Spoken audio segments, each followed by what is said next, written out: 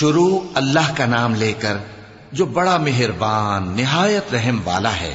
اے چادر میں لپٹنے والے، اٹھو، اب خبردار کرنے لگو اور اپنے پروردگار کی بڑائی بیان کرو، اور اپنے کپڑے پاک رکھو، اور شرک کی گندگی سے تو الگ ہی رہو، اور اس نیت سے احسان نہ کرو کہ اس سے زیادہ کے خواہاں ہو، اور اپنے پروردگار کی خاطر صبر کرتے رہو۔ پھر جب سور پھونکا جائے گا تو وہ دن مشکل کا دن ہوگا، یعنی کافروں پر آسان نہ ہوگا۔ مجھے اس شخص سے سمجھ لینے دو جس کو میں نے اکیلا پیدا کیا، اور میں نے اس کو بہت سا مال دیا، اور ہر وقت حاضر رہنے والے بیٹے دیے، اور اس کو ہر طرح کے سامان میں وسعت دی۔ پھر بھی لالچ رکھتا ہے کہ میں اسے اور زیادہ دوں۔ ایسا ہرگز نہیں ہوگا، یہ ہماری آیتوں کا بڑا مخالف رہا ہے۔ میں اسے ایک بڑی چڑھائی چڑھاؤں گا۔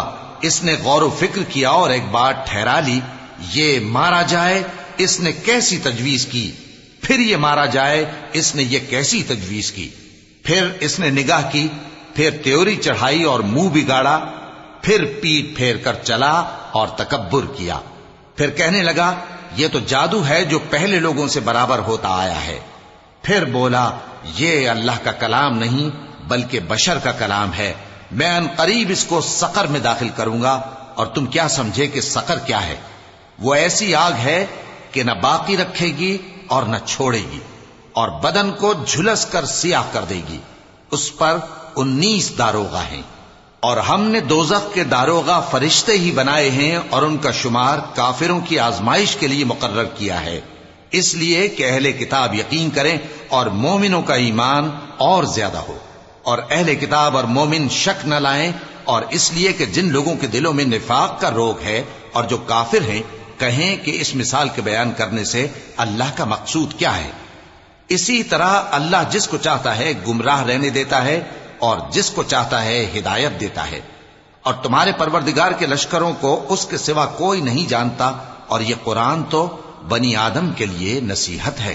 ہاں ہاں، قسم ہے چاند کی اور رات کی جب رخصت ہونے لگے، اور صبح کی جب روشن ہو جائے، کہ وہ آگ ایک بہت بڑی آفت ہے، انسان کے لیے ڈر کی چیز، یعنی اس شخص کے لیے جو تم میں سے آگے بڑھنا چاہے یا پیچھے رہنا چاہے۔ ہر شخص اپنے کرتوتوں کے باعث گرفتار ہوگا، مگر داہنی طرف والے نیک لوگ جنتوں میں ہوں گے، اور پوچھتے ہوں گے یعنی آگ میں جلنے والے گناہگاروں سے کہ تم دوزخ میں کیوں پڑے؟ وہ جواب دیں گے کہ ہم نمازیوں میں شامل نہ ہوئے، اور نہ ہم فقیروں کو کھانا کھلاتے تھے، اور ہم بحث کرنے والوں کے ساتھ مل کر بحث کرتے تھے، اور روز جزا کو جھٹلاتے تھے، یہاں تک کہ ہمیں موت آ گئی۔ تو سفارش کرنے والوں کی سفارش ان کے حق میں کچھ فائدہ نہ دے گی۔ ان کو کیا ہوا ہے کہ نصیحت سے روگرداں ہو رہے ہیں؟ گویا گدھے ہیں کہ بدک جاتے ہیں جو شیر سے ڈر کر بھاگ جاتے ہیں۔ اصل یہ ہے کہ ان میں سے ہر شخص یہ چاہتا ہے کہ اس کے پاس کھلی ہوئی کتاب آئے۔ ایسا ہرگز نہیں ہوگا، حقیقت یہ ہے کہ ان کو آخرت کا خوف ہی نہیں۔ کچھ شک نہیں کہ یہ قرآن نصیحت ہے، تو جو چاہے اسے یاد رکھے، اور یاد بھی تبھی رکھیں گے جب اللہ چاہے۔ وہی اس لائق ہے کہ اس سے ڈرا جائے، اور وہی معاف کرنے والا ہے۔